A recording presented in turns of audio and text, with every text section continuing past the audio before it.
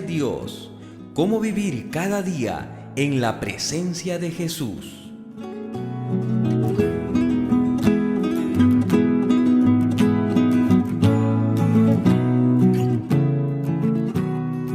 Día 31.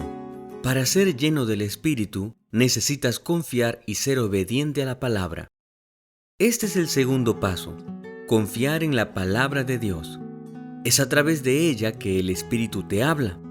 Santiago dice que el que duda es comparado a las olas del mar, que el viento agita y lleva de un lado a otro. Quien sea así, no piense que recibirá del Señor cosa alguna, pues quienes titubean son inconstantes en todo lo que hacen. Santiago 1, 6 al 8. El Espíritu solo toma posesión completa de la persona que cree en Jesús y en su palabra. La duda es como una piedra que cierra la puerta del corazón. Si crees en Jesús y en su palabra, con toda seguridad lo buscarás y pedirás. Y cuanto más pidas, más recibirás. Esa es la promesa de Jesús. Así que pidan y se les dará, busquen y encontrarán, llamen y se les abrirá. Porque todo aquel que pide recibe, y el que busca encuentra, y al que llama se le abre. Lucas 11, 9 al 13. En este texto Jesús no habla de pedir cualquier cosa, sino específicamente del Espíritu Santo. Entonces es necesario pedir y pedir y pedir. La oración no cambia el corazón de Dios para que atienda tus deseos, sino que cambia tu corazón para que el Espíritu tome control absoluto de tu ser. Para ser lleno del Espíritu, necesitas ser obediente a la palabra. Lucas escribió: de esto somos testigos nosotros, y también el Espíritu Santo, que Dios ha dado a quienes lo obedecen. Hechos 5:32. El Espíritu es dado a los que le obedecen. ¿Cómo funciona esto? Ya vimos que el primer trabajo que el Espíritu realiza en la vida del creyente es convencerlo de pecado. Lo hace a través de su palabra. Si te deparas con la palabra de Dios y la obedeces, el Espíritu te habla de forma más clara. Y si continúas obedeciéndole, el Espíritu te habla cada vez más y más, hasta tomar posesión completa de tu ser. La obediencia te capacita para recibir cada día más verdades.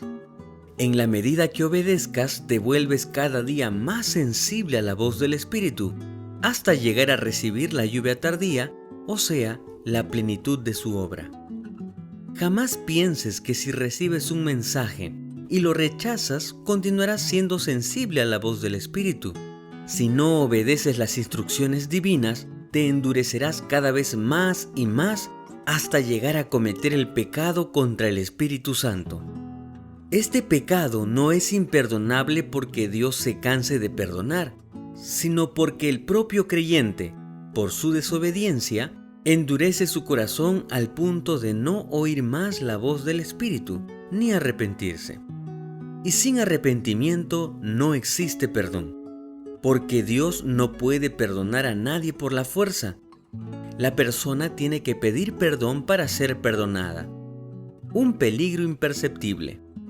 Conversé durante un campamento con un buen hermano que me dijo: Pastor, desde mi conversión y por la gracia divina, he tratado de seguir todas las instrucciones divinas. Lo único que me falta es ser completamente fiel en el sagrado diezmo. La situación de muchos creyentes sinceros es la misma de este hermano. No es el hecho de que no crean que el diezmo le pertenece a Dios, sino como decía otra persona: cuando recibo mi sueldo y hago las cuentas, no me sobra nada para devolverle al Señor.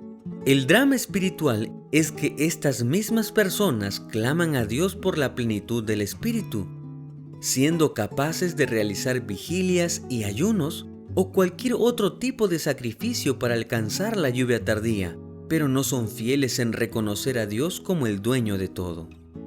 Si al recibir tu sueldo, lo primero que haces es una lista de las cuentas que necesitas pagar, percibirás que raramente va a sobrar dinero para devolverle el sagrado diezmo al Señor.